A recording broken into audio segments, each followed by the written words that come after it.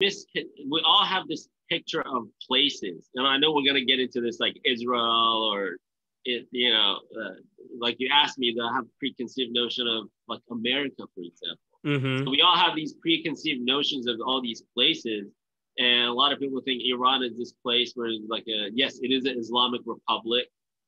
It is presented in the news as a place where things are very harsh, and they are. I mean, don't get me wrong. There's a lot of propaganda. There's a lot of control, but the people, you can't.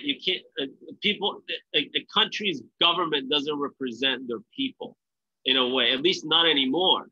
Does our current government represent all the people in the United States? Good I don't point. think so. Mm-hmm. Absolutely. So a lot of people think, Jewish people had a hard time living in Iran.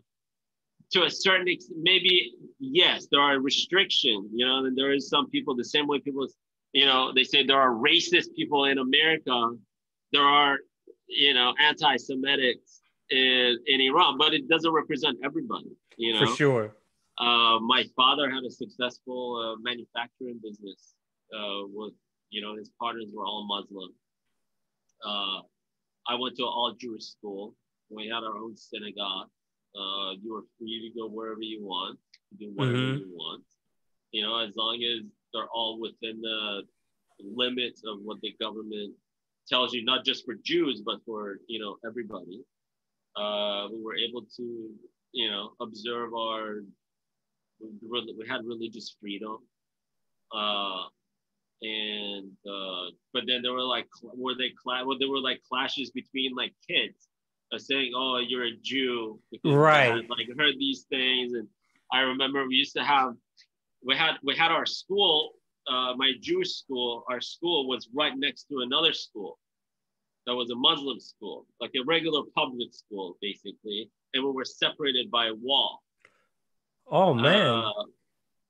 And it was like there were times where it would just be, people like one person would start throwing trash from one side from that school into ours, and then we start throwing trash. And it just become like a war, And then I remember there were times where we'd go outside and you get chased by kids, trying to like beat you up because you were Jewish, but it wasn't. But it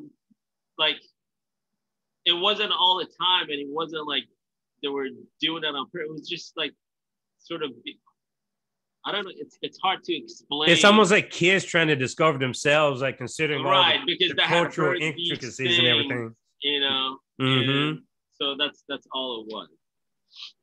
Okay. But, Iran is a beautiful country. People are very hospitable.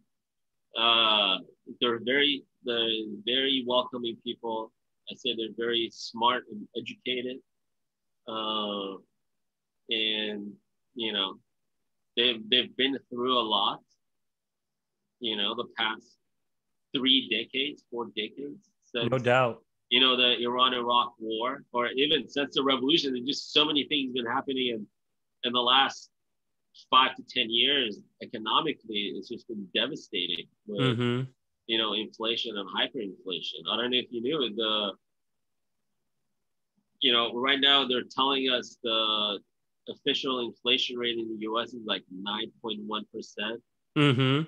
Right? Where in reality, it's more like 10 or 20. It's more like 12. 18, like 20%. Oh, 20? Really? Oh, yeah, man. It's between 18 to 20%. That makes sense, though, at the same. Yeah, I knew it was higher than 9. What do you think the rate of inflation has been in Iran in the past 5 years?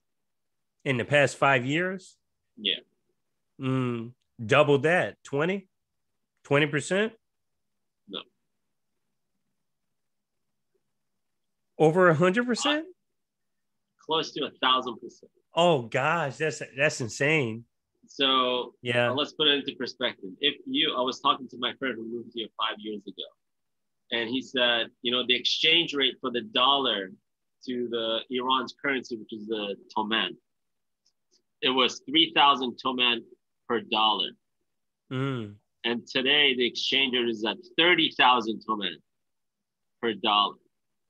So, people, it's just a lot that's happening there. Is there a reason why Is it simply because of war? Is it because of conflict, or is it because of some other outside force? Well, a lot of it is because of sanctions. Sanctions. Mm-hmm. The U.S. sanctions has to do with the government being corrupt. Mm-hmm.